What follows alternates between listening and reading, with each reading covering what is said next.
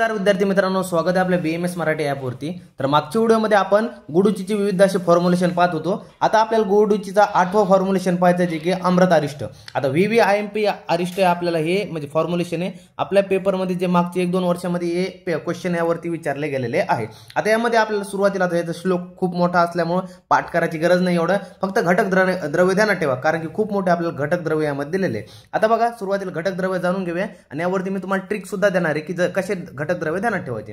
आता सुरुवातीला बघा आपल्याकडे काय गुडची दिली ते आपल्याला किती घ्यायचे प्रमाण 4.8 kg घ्यायचे, म्हणजे 4.8 किलो घ्यायचे। त्यानंतर दशमूळ, आता दशमूळ म्हणजे कोणकोणते येते ते पण पुढे पाहूया। सुरुवातीला फक्त नाव बघूया आणि मग नंतर पुढे जाऊया। आता सुरुवातीला घटक द्रव्यामध्ये मुख्य 4 आहेत। गुडची 4.8 किलो घ्यायची, दशमूळ 4.8 किलो घ्यायचे, त्यानंतर जल म्हणजे पाणी घ्यायचं आपल्याला किती घ्यायचं 49.152 लिटर। काही बुक्स मध्ये 50 लिटर पण पाहायला मिळतं, पण एवढं तुम्ही ध्यानात ठेवा 49.152 लिटर। त्यानंतर गुळ घ्यायचा आपला 14.400 किलो, तर 14.400 म्हणजे जवळपास 14.5 किलोचा अवतीभोवती हा आपल्याला गुळ घ्यायचा आहे। हे आपले 4 मुख्य काय झाले घटक द्रव्य। आता दशमूळ मध्ये कोणकोणते घटक द्रव्य येतात ते बघा। आता दशमूळ मध्ये बघा आपल्याकडे तर 10 म्हणजे यामध्ये आपल्याला 10 वनस्पतीचे नाव देण्यात ठेवायचे। बिल्व, अग्निमंत, शौनक, गंभारी, पाटला, शालपर्णी, कृष्णपर्णी, बृहती, कंटकारी आणि गोक्षूर एवढे आपले टोटल जे परिभाषा तुम्ही शिकला असाल, परिभाषा आपल्या मॅमने घेतलेले त्या परिभाषामध्ये तुम्हाला दशमूळ हे IMP यामध्ये तुम्हाला 10 जे आपले वनस्पती आहेत ते परिभाषामध्ये दशमूळ मध्ये येतात। इथं नाव नाही लिहिलं तरी चालेल, दशमूळ जरी लिहिलं तरी चालून जातं। आता बघा ही 4 झाले मुख्य। आता प्रक्षेप बघूया, प्रक्षेप मध्ये कोणकोणते आपल्याला यामध्ये आणखी द्रव्य घ्यायचे।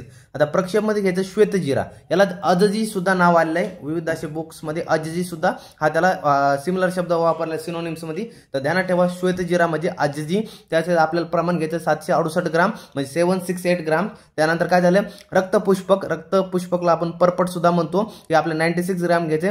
त्यानंतर पाहिजे आपल्याला सप्तपर्ण, सुंठी, मरीच, पिंपळी, नागकेशर, मुस्ता, कटुका, अतिविषा आणि इंद्रिय। आता हे 3 पासून 11 पर्यंत जेवढे काही हे काही घटक द्रव्य आहेत म्हणजे प्रक्षेप द्रव्य सॉरी, तर हे काही प्रक्षेप द्रव्य ज्यांचं प्रमाण घ्यायचं तुम्हाला प्रत्येकी 48 ग्राम घ्यायचा आहे। आता यामध्ये ध्यानात ठेवा सुंठी, मरीच आणि पिंपळी हे त्रिकटू आहे। तसे दशमूळवर पाहिलं ना आपण, दशमूळ मध्ये 10 होत्या तर तशी परिभाषा आली, तसं त्रिकटू मध्ये सुंठ, मरीच आणि पिंपळी आपले काय झाले त्रिकटू झाले। आता हे झाले टोटल प्रमाण। आता एवढे काही घटक द्रव्य तुम्हाला पेपर मध्ये लक्षात येणार नाही, त्यासाठी आपण ट्रिक सुद्धा सांगत आहे। आता ध्यानात ठेवा ट्रिक डायरेक्ट पाठ करून टाका जी की तुम्हाला पेपर मध्ये काम येणार आहे। बघा अमृताने इंद्र के साथ दशमूल और त्रिकटु को सप्तपर्ण से अति कुटा और नाग मुख में रक्त जिरा लेकर देखा। आता हे काय म्हणजे आता अमृता आहे, एक अमृता मुलगी आहे, तिने काय केलं अमृताने इंद्र के साथ दशमूळ, इंद्र आणि दशमूळ दोघ जण तिथं इंद्र आणि दशमूळ दोघांना त्रिकटु म्हणजे सॉरी 3 आहेत की अमृताने इंद्र के साथ दशमूळ और त्रिकटु, इंद्र दशमूळ आणि त्रिकटु को सप्तपर्ण से अतिकुटा म्हणजे सप्तपर्णाने काय केलं तिने हे इंद्र दशमूळ आणि त्रिकटु यांना हाणलेलं असं अमृता आपल्याला सांगितले। आणि हे कोणी पाहिलं की हे नागाने पाहिलं। नागाने कसं पाहिलं की नागाने मुखात म्हणजे तोंडात काय धरलेलं आहे रक्तजिरा धरून हे बघितलेलं आहे। आता ही ट्रिक ध्यानात ठेवा, थोडी ट्रिक मध्ये तुम्हाला लगेच लक्षात राहून जाईल हे सगळे घटक द्रव्य अमृतारिष्टाचे। आता बघा अमृता, यामध्ये अमृता आली, अमृता म्हणजे गुडची पहिला घटक द्रव्य झाला। त्यानंतर ने काय नाही इंद्र, इंद्रने इंद्र येव के 7 दशमूळ, आता दशमूळ म्हणजे तुमचे 10 मूळ दशमूळ आलं।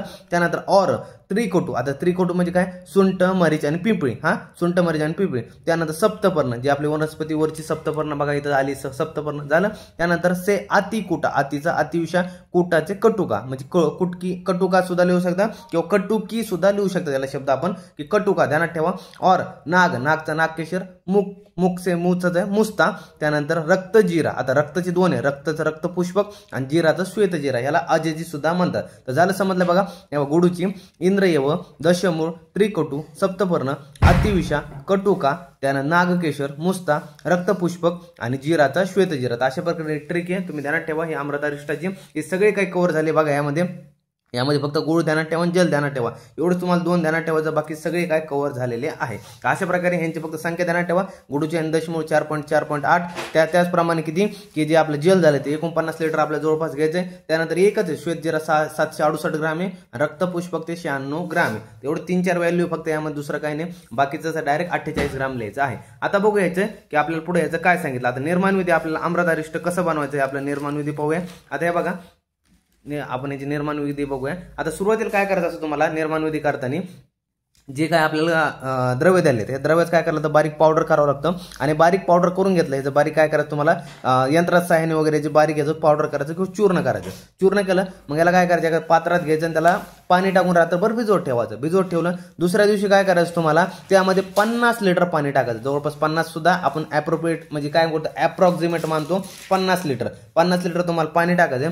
जेव्हा 50 लिटर पाणी टाकलं त्यामध्ये तुम्ही पाणी टाकलं तर खूप मोठं झालं त्यामध्ये तुमचे जे काही तुम्ही चूर्ण केलंय त्यामध्ये 50 लिटर पाणी टाकलंय. रात्रभर भिजवलं ठेवलं अगोदर चूर्ण रात्रभर भिजवलं ठेवलं. नंतर दुसऱ्या दिवशी त्यात 50 लिटर पाणी टाकलं. 50 लिटर पाणी टाकल्यानंतर तुम्ही काय केलं त्याला अग्नीवर ठेवलं मिश्रणाला आणि त्याचं 1/4 केला म्हणजे त्याचा एक प्रकारे क्वाथ केला. त्याचं 1/4 म्हणजे जवळपास 50 किती 12 पॉईंट काहीतरी समथिंग येईल की 12 चौक 48 12 जवळपास 12 लिटर काहीतरी अवतीभोवती शिल्लक राहील. तेवढा ते क्वाथ जो असेल आपला तर 12 लिटरचा शिल्लक राहील. मग तेवढा राहिला त्यानंतर त्याला काय करायचं गाळून घ्यायचं. त्याला काय करायचं दुसऱ्या पात्रात गाळून घ्यायचं. आता ज्या पात्रात गाळून घेतले नंतर आता गाळून घेतलं एका पात्रात आपण गाळ घेतलं. नंतर तुम्हाला आणखी एक पात्र घ्यायचं संधान पात्र घ्यायचं म्हणजे एक प्रकारे संधान कल्पनाप्रमाणे चालते.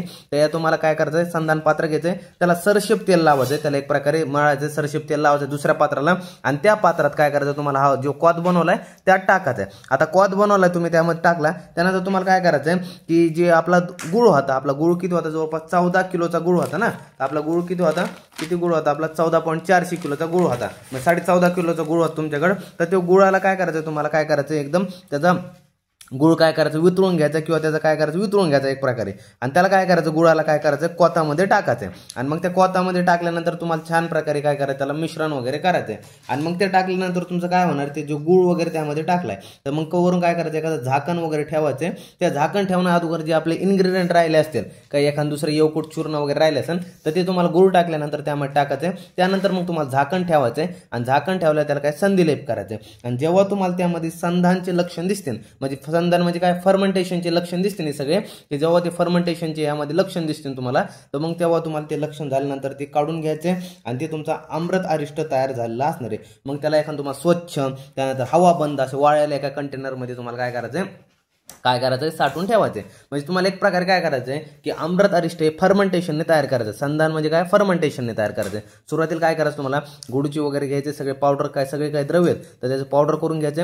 रात्रभर त्यांना पाण्यात भिजवायला ठेवायचे. दुसऱ्या दिवशी 50 लिटर पाणी टाकायचं. 50 लिटर पाणी टाकलं हो सर आम्ही टाकलं 50 लिटर पाणी. मग काय करायचं मग तुम्हाला त्याचा अग्नीवर ठेवायचं 1/4 त्याचा क्वाथ शिल्लक ठेवायचं. 1/4 ठेवला मग त्याला काय करायचं गाळून घ्यायचं. गाळून ठेवायचं वेगळीकडे ठेवायचं. मग एक संधान पात्र घ्यायचं म्हणजे फर्मेंटेशनसाठी एक पात्र घ्यायचं. त्यामध्ये तुम्हाला सरशेप तेल लावायचं त्याला मळायचं छान प्रकारे आणि त्यामध्ये तुम्हाला काय करायचं क्वाथ आहे त्यामध्ये टाकायचं आहे. मग काय करायचं गुळ घ्यायचा आहे. गुळ त्यात टाकायचा आहे. त्यासोबत काही येवकूट चूर्ण राहिलं असेल ते सुद्धा टाकायचं. मग त्यानंतर तुम्हाला असं पात्राला झाकून ठेवायचं संधिलेप करायचं आहे त्याला आणि बंद करून ठेवायचं आहे. मग जवळपास काही बुक्समध्ये असं दिलं 1 महिन्यापर्यंत त्याला काय करतात फर्मेंटेट करतात फर्मेंटेशनमध्ये. तर त्याला तुम्हाला असं फर्मेंटेट करायचं 1 महिन्यासाठी जवळपास असं विविध असे बुक्सनुसार आपापलं आहे पण असं. त्यानंतर तुम्हाला संधिलेप करून ह्याला काय करायचं झाकून ठेवायचे. मग झाल्यानंतर काय करायचं जेव्हा यामध्ये संधान लक्षण दिसले फर्मेंटेशनचे लक्षण दिसले तर त्यानंतर तुम्हाला काय करायचे लक्षण दिसल्यानंतर मग एक खोलायचं आणि हे तुमचं काय झालेलं असणार आहे अमृत अरिष्ट तयार झाले. मग ह्याला काय करायचं तुम्हाला मग प्रिझर्व करायचं. मग तुम्हाला स्वच्छ हवाबंद असे जे पात्र असेल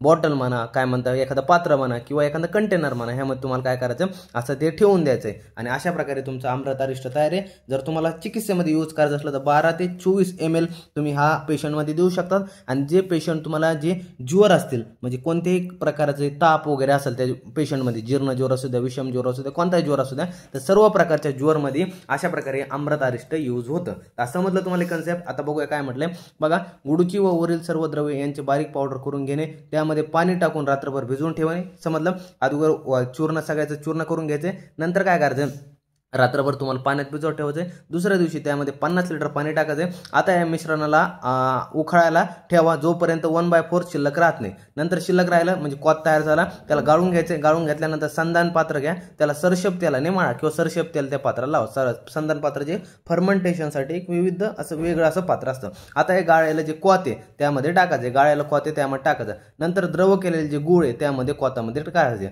आता काय करायचं तुम्हाला जे गुळ बनवला होता ना आपण तर गुळाला काय करायचं द्रव करायचं होतं आणि त्यामध्ये कोतामध्ये टाकायचं होतं म्हणजे की लवकर मिक्स वगैरे होऊन जाईल. त्यानंतर झालं, त्यानंतर काय त्यासोबत उर्वरित जे यवकूट चूर्ण उरलेलं असेल ते काही चूर्ण वगैरे असेल ते यवकूट चूर्ण त्यामध्ये टाकून द्यायचं, गुळ टाकायचं आहे द्रव करून आणि त्यासोबत काही यवकूट चूर्ण टाकायचं. नंतर हे संधान पात्र होतं याला काय करायचं, संधिबंधन करायचं किंवा झाकून ठेवायचं, समजलं. नंतर जेव्हा तुम्हाला संधान लक्षण दिसतील, फर्मेंटेशनचे लक्षण दिसले, तेव्हा तुमचं ते अमृत अरिष्ट तयार झालेलं आहे. अशा प्रकारे आहे. नंतर बघा काय म्हटले, स्वच्छ वाळलेले हवाबंद अशा पात्रात किंवा बॉटलमध्ये मध्ये भरून तुम्ही हे काय करायचं, ठेवायचं आहे. तर अशा प्रकारे तुमचं हे तयार झालेलं आहे. आता यामध्ये काय ह्याची मात्रा दिली 12 ते 24 ml ची मात्रा आहे. आमूक प्रयोग दिला की सर्व प्रकारच्या ज्वरामध्ये तुम्ही हे अमृतारिष्ट देऊ शकता. तर अशा प्रकारे अमृतारिष्ट होतं आपले. आता फार्माकोडायनॅमिक्स, आता यामध्ये काय आपल्याला पाहायला मिळतं, तर अँटीबायोटिक इफेक्ट. आता अँटीबायोटिक म्हणजे आपल्या बॉडीचं टेम्परेचर वगैरे मेंटेन करणं, तर हे अँटीबायोटिक इफेक्ट आपल्याला यामध्ये पाहायला मिळतो. तर कोणामुळे अँटीबायोटिक इफेक्ट पाहायला मिळतो, तर गुडूची, बिल्व, शोनक, गंभारी, पाटला हे आपले जे वनस्पती हे काय द्रव्य आपल्याकडे घटक द्रव्य यांच्यामुळे आपल्याला अँटीपायरेटिक इफेक्ट पाहायला मिळतो. This herbs help reduce fever by the modulating the body thermoregulatory centre. हे काय करतात, बॉडीचं थर्मोरेग्युलेटरी सेंटर असतं आपल्या बॉडीचं हायपोथॅलॅमस वगैरे, तर तिथं जाऊन कंट्रोल करतात आणि आपल्या बॉडीचं जे ताप वगैरे आला असेल तर आपल्या शरीरातला ताप वगैरे कमी करण्याचं काम करतात. तर अशा प्रकारे अँटीपायरेटिक इफेक्ट झाला. त्यानंतर बघा anti inflammatory effect and analgesic effect. आता अँटी इन्फ्लामेटरी आणि ॲनल्जेसिक इफेक्ट म्हणजे काय, आपल्या बॉडीमध्ये कुठेही सूज आली असेल तर ते कमी करण्याचं काम, आणि ॲनल्जेसिक इफेक्ट म्हणजे बॉडीमध्ये कुठेही काही पेन वगैरे होत असेल तर पेनला कमी करण्याचं काम हे काय करतात, हे आपले वनस्पती करतात. आता कोणकोणते वनस्पती यामध्ये बघा, शुंठी, मरीच, पिपळी, नागकेशर. दिस ingredient inhibit the production of inflammatory mediators such as the prostaglandin and cytokinin. यामध्ये काय आपले इन्ग्रेडियंट असतील जसं की प्रोस्टाग्लँडिन झालं, सायटोकायनिन झालं, हे काय करतात बॉडीमध्ये इन्फ्लामेशन तयार करत असतात बॉडीमध्ये. तर ह्यांना जर इनहिबिट केलं तर बॉडीमध्ये कुठेही इन्फ्लामेशन तयार होणार नाही. तर त्यामुळे काय करतात, इनहिबिट करतात प्रोस्टाग्लँडिनला आणि सायटोकायनिनला इनहिबिट करण्याचं काम करतात. त्यासोबत काय करतात, रिड्यूस इन्फ्लामेशन आणि बॉडीमध्ये पेन असेल तर पेन सुद्धा हे कमी करतात. पेन म्हणजेच काय, ॲनल्जेसिक इफेक्ट. तर समजलं. नंतर बघा आता अँटीमायक्रोबियल आणि अँटीव्हायरल इफेक्ट. आता हे खूप महत्त्वाचं आहे. पेपरमध्ये तुम्हाला जर एसिक्युला किंवा एलेक्युला जर यामध्ये एक जर आला, एलेक्युला नॉर्मली 2 देतात आपल्याला, एक अमृतारिष्ट लिहा किंवा काय आणखी एखादा म्हणते गुडूचीचा सोरस लिहा, गुडूचीच हिम लिहा, त्यानंतर च्यवनप्राश लिहा, असे काही पण विविध आपल्याला विचारलं जाऊ शकतं. त्यामुळे आपल्याला एक काहीतरी विचारणार, तर मग एक लिहायचं तर किमान त्यामध्ये जर फार्माकोडायनॅमिक्स हा पॉईंट असल म्हणतोय बरं, असल तर त्यामध्ये किमान 3 लिहिण्याचा प्रयत्न करा, ज्यामध्ये तुम्हाला चांगले मार्क मिळून जातील. आता बघा अँटी मायक्रोबियल आणि अँटीव्हायरल इफेक्ट. आता अँटी मायक्रोबियल अँटीव्हायरलमध्ये काय म्हटलं, नुसता अतिविषा इंद्रियव this herbs possess broad spectrum anti microbial activity किंवा प्रॉपर्टी म्हटले. जे मुस्ता असेल, अतिविषा असेल, इंद्रियव असेल, हे काय करतात, ह्यांचा ब्रॉड स्पेक्ट्रम आहे. अँटी मायक्रोबियलच्या प्रॉपर्टी ह्यांना काय कमी करण्याचं, म्हणजे काय करतं, जे मायक्रोबियल ॲक्टिव्हिटी असेल किंवा प्रॉपर्टी ह्यांच्या काय असेल विरुद्ध ह्यांच्यामध्ये काय काही आपल्याकडे पार्टिकल पाहायला मिळतं, ह्यांच्यामध्ये काही कंपाऊंड आहे जे काय करतात, मायक्रोब्स रिलेटेड काय करतात, ते ॲक्शन घेतात. त्यामुळे अँटी मायक्रोबियल हे काय ह्यांच्यामध्ये प्रॉपर्टी आपल्याला पाहायला मिळतात. आणि हे काय करतात, inhibit the growth of bacteria and viruses. बॉडीमध्ये बॅक्टेरिया अँड व्हायरसेसची काय करतात, ग्रोथ इनहिबिट करण्याचं काम करतात. आता बघा काय म्हटलं, आता 14 आहे डिटॉक्सिफिकेशन अँड अँटीऑक्सिडंट इफेक्ट. आता हे काय करतात, डिटॉक्सिफिकेशन करतात, त्यासोबत अँटीऑक्सिडंट इफेक्ट दाखवतं. डिटॉक्सिफिकेशन म्हणजे काय, बॉडीमधलं जे टॉक्सिक असेल, टॉक्झिन असेल ते बाहेर काढण्याचं. त्यासोबत अँटीऑक्सिडंट म्हणजे काय म्हटलंय, बॉडीमध्ये एक प्रकारे काय करणं, जे फॉरेनियन पार्टिकल असेल म्हणजे फॉरेन पार्टिकल असेल तर त्यांना काय करणं, न्यूट्रलाइज करण्याचं काम हे करतात. त्यामध्ये काय म्हटलं बघा, गुडूची, हरतिकी, अमलकी. This herb help in a detoxification of the body by the promoting the liver function. जर लिव्हर फंक्शन जर वाढलं तर लिव्हरचं फंक्शन झालं तर मेटाबॉलिझम बॉडीमध्ये चांगलं होईल. मेटाबॉलिझम जर झालं तर एक्सक्रेशन पण बॉडीमध्ये चांगलं होईल. तर काय करतात, हे लिव्हर फंक्शन चांगल्या प्रकारे करतात, त्यामुळे डिटॉक्सिफिकेशन होतं. आणि त्यासोबत बॉडीमध्ये काय झालं असेल, हेच द्रव्य काय करतात की बॉडीमध्ये फ्री रॅडिकल आले असेल, जसं बॅक्टेरिया झालं, व्हायरस झालं किंवा आणखी काही सम पार्टिकल असेल, पॉल्युटंट्स असेल, त्यांना न्यूट्रलाइज करण्याचं काम. न्यूट्रलाइज म्हणजे काय करणं, की एक प्रकारे ह्यांचा नाश करण्याचं काम हे काय करतात, हे पार्टिकल करतात आणि त्यांना बॉडीच्या बाहेर काढण्याचं काम करतात. अशा प्रकारे इथं झाले. आता बघा फार्माकोकायनेटिक्स. आता फार्माकोकायनेटिक्स 4 स्टेपने लागतो आपल्याला, ॲब्झॉर्प्शन, डिस्ट्रीब्युशन, मेटाबॉलिझम आणि एक्सक्रेशन. आता बघा फार्माकोकायनेटिक्समध्ये काय म्हटलंय, जे amrit arishta taken orally absorb through the gastro intestinal tract. जे काय अमृत अरिष्ट आहे ते आपण काय करतो, ओरली घेतो आणि गॅस्ट्रो इंटेस्टायनल ट्रॅकमध्ये ॲब्झॉर्ब होतं. The presence of the honey and jaggery. आता काय म्हणतात, जॅगरी म्हणजे enhances the bioavailability of the active compound. ते काय करतं, जे आपलं मध आणि गुळ आहे तर ते काय करतं, बॉडीमध्ये आपले जे काही घटक द्रव्य गेलेत हे अमृतारिष्ट, तर हे काय करतं, बायोअबिलिटी म्हणजे काय करणं, जे ॲब्झॉर्ब होते तर ॲब्झॉर्ब होण्याचं प्रमाण काय करतं, बॉडीमध्ये वाढवतं. आणि ते बी कोणते, जे ॲक्टिव्ह कंपाऊंड असतील त्यामधले, तर ते बॉडीमध्ये ॲब्झॉर्ब होण्याचं प्रमाण खूप वाढवतात. कोण, हनी आणि जॅगरी म्हणजे आपला गुळ आणि मध.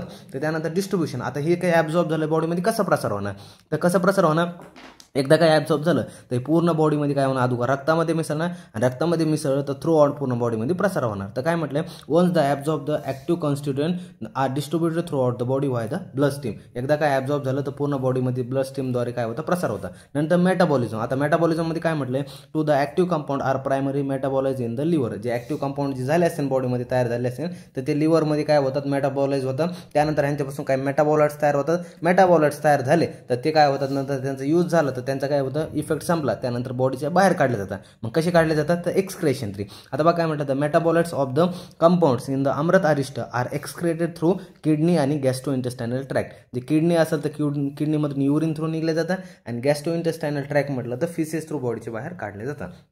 आता रिसर्च अपडेट बघा, यावरती काय झालंय तर अमृत अरिष्ट यावरती एक रिसर्च झाले की मेडिको रिव्ह्यू. आता मेडिको रिव्ह्यूमध्ये काय सांगितलं बघा, एक यावरती रिसर्च अपडेट झाले तर काय म्हटलंय, amrit arishta a polyherbal ayurvedic liquid is a design to eliminate the various type of fever. आता एक अमृत अरिष्ट बनवलं जे पॉलीहर्बल आयुर्वेदिक लिक्विड आहे, जे पॉलीहर्बल विविध अशा वनस्पतीने आयुर्वेदिक वनस्पतीपासून बनलेलं आहे आणि ते काय करतं, बॉडीचे व्हेरियस टाईप जे हे म्हटलंय ज्वर तर त्यांना कमी करतं. आता पुढं काय सांगितलं, act as a natural immuno booster with a significant anti pyretic effect. आता हे काय करतं, act as a natural immuno booster, बॉडीचे काय करतं, एक प्रकारे इम्युनिटी वाढवण्याचं काम करतं. त्यासुद्धा अँटी पायरेटिक इफेक्ट सुद्धा दाखवतं. अँटी पायरेटिक इफेक्ट म्हणजे काय करतं, बॉडीमध्ये एक प्रकारे स्टॅबिलिटी मेंटेन करण्याचं सुद्धा हे काम करतं. त्यासोबत हे जे आपलं अमृत अरिष्ट आहे त्यासोबत आणखी जे आपण संधान कल्पनामध्ये अमृत आसो सुद्धा शिकणार आहे. तर ते संधानमध्ये जे आपण अमृत काय म्हणलं, अमृत आसो आणि त्यासुद्धा अमृत अरिष्ट हे आपल्या पेपरमध्ये एक सेपरेट एसिक्युलर पॉईंट येतात. VVIMP पॉईंट आहे दोघं, अमृत अरिष्ट आणि अमृत आसो. ते आपल्या एक संधान कल्पनाशी रिलेटेड हे दोन्ही पॉईंट आहे. खूप VVIMP पॉईंट आहेत आपल्यासाठी पेपरमध्ये हमखास. यावरती एसीक्यू न ते LAQ सुद्धा या टॉपिकवरती विचारले जातात. तर अशा प्रकारे आपण इथं अमृत अरिष्ट कंप्लीट केलंय. आणि अमृत आसो आपण कुठं पाहणार आहे, तर अमृत आसो आपण जी संधान कल्पना आपली सुरू होईल तर संधान कल्पनामध्ये आपण अमृत आसो पाहणार आहे. तर अशा प्रकारे इथं अमृत अरिष्ट संपलेलं आहे आणि अशा प्रकारे आपला जो गुडूची हा सिंगल ड्रग होता इथं पूर्ण संपलेला आहे. आता पुढच्या व्हिडिओमध्ये आपण अमलकीचे फॉर्म्युलेशन पाहणार आहे. तर या व्हिडिओसाठी एवढंच होतं. भेटूया पुढच्या व्हिडिओमध्ये. व्हिडिओ कसे वाटले काय नाही मला मेसेज करा, कमेंट करा. त्यासोबत ह्याच्या नोट्स वगैरे तुम्हाला भेटून जाईल. छान प्रकारे नोट्स करा आणि जास्तीत जास्त घटक द्रव्य जे असेल तर डायरेक्ट श्लोक न करता तुम्ही ट्रिकनुसार ध्यानात ठेवा, कारण की तुम्हाला इझिली ध्यानात राहील. कारण की श्लोक ज्याला पाठ होत असेल त्याने पाठ करा, ज्यांना नसेल होत तर त्यांनी डायरेक्ट घटक द्रव्य जरी ध्यानात ठेवले त्यांना खूप भारी आहे. तर भेटूया पुढच्या व्हिडिओमध्ये. तोपर्यंत धन्यवाद.